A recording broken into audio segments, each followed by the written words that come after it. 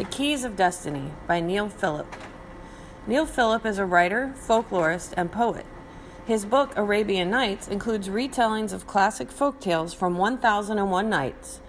In 1001 Nights, King Shirar finds out that his first wife was unfaithful to him, so he decides to marry and kill a new wife every day to ensure that no woman can betray him again.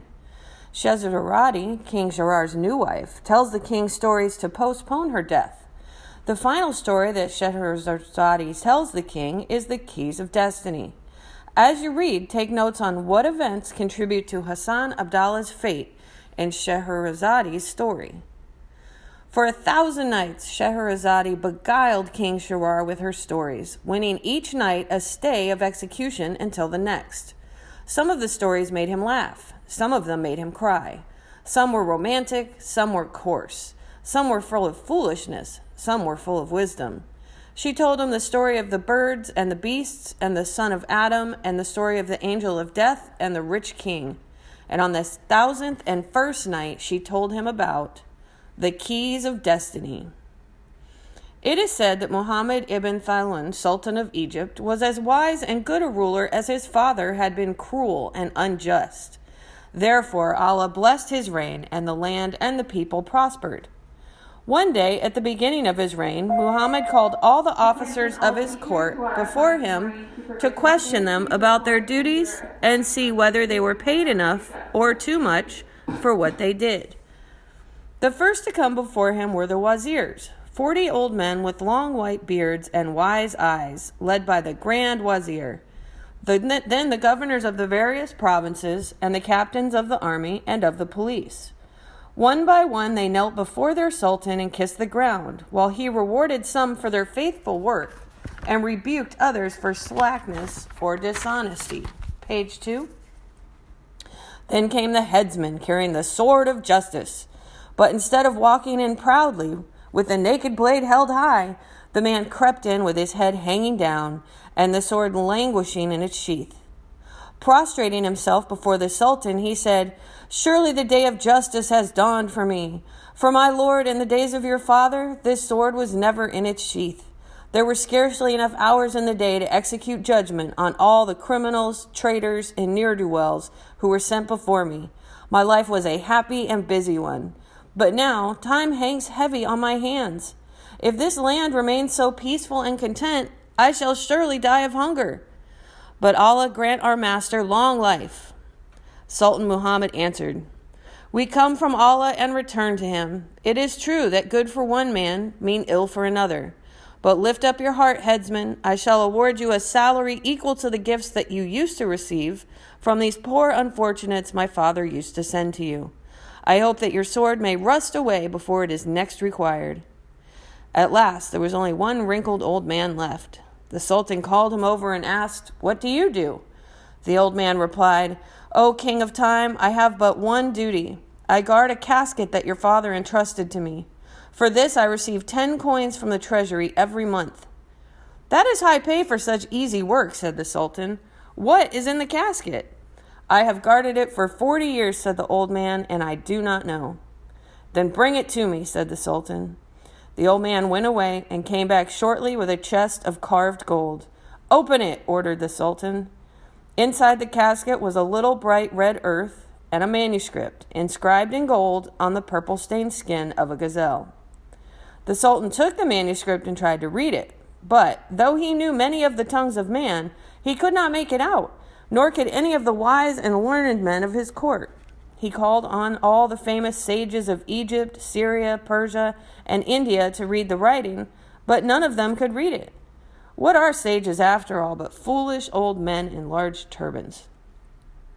But at last a wizened servant tottered forward, saying, "Lord, I served your father for many years, and I can tell you the history of this manuscript. Your father stole it from Sheikh Hassan Abdallah al-Ashar, but then found, as you have found, that nobody could read it. So he tried to force the sheikh to read it for him, and when Sheikh Hassan Abdallah refused, he threw him into the deepest dungeon in the palace.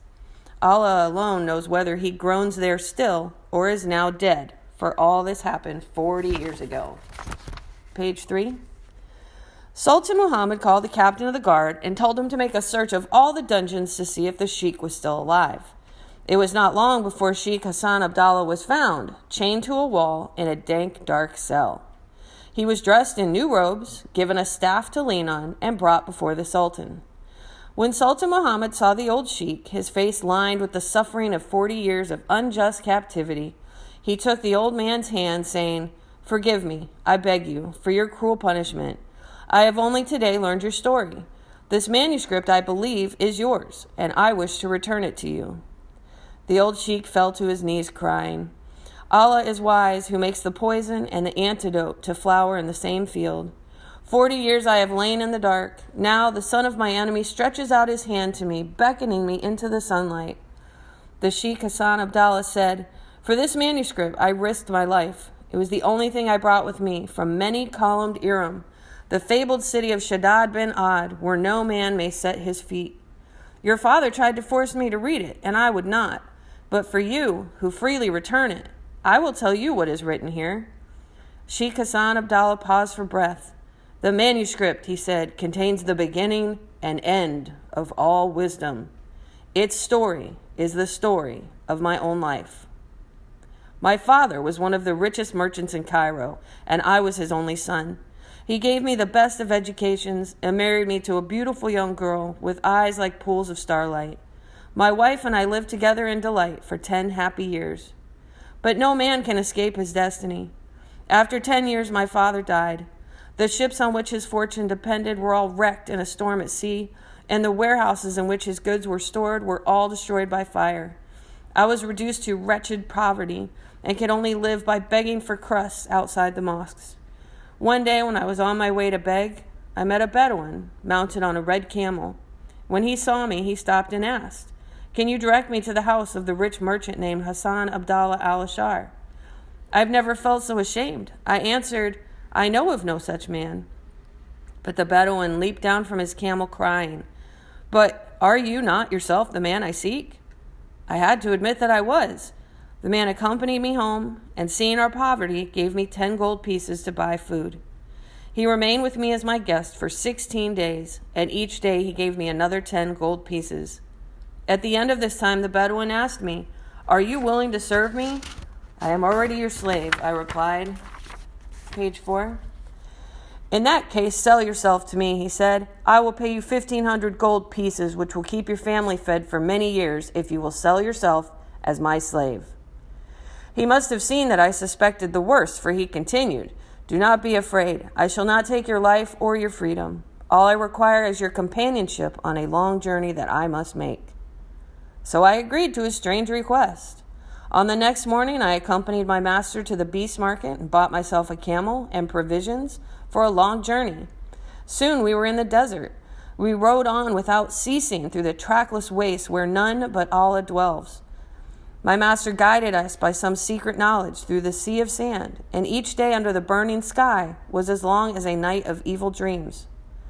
On the 11th morning, we came to a plain where the golden sands of the desert seemed to have turned silver.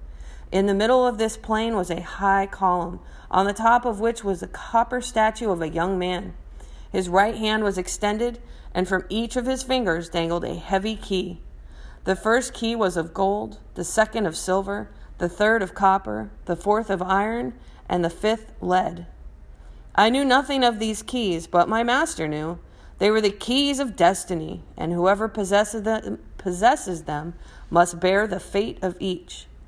The Bedouin said, "Now is your chance to buy back your liberty. All you must do is take your bow and shoot down the keys." I shot with all my skill, and my first arrow brought down the golden key, which is the key of misery.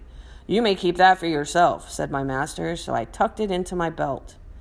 With my second shot, I brought down the silver key, which is key of suffering. "You may keep that too," said my master. My next 2 arrows brought down the keys of iron and of lead, the key of glory and the key of happiness and wisdom. These my master pounced on in delight. I aimed my bow at the last key, but my master cried, "Stop, you foolish man!" For the copper key is the key of death. I was so startled at his cry that I shot myself in the foot with my own arrow, and that was the start of my suffering and my misery. For 3 days we rode on through the desert, and all the time my foot was causing me agony. Then we came into a fertile oasis with fruit trees, and I picked one of the fruits. No sooner had I bitten into it than my jaws were stuck together. For 3 days I could neither eat nor drink, and when my teeth finally came unstuck, I found that my master had eaten all of my food and drunk all of my water.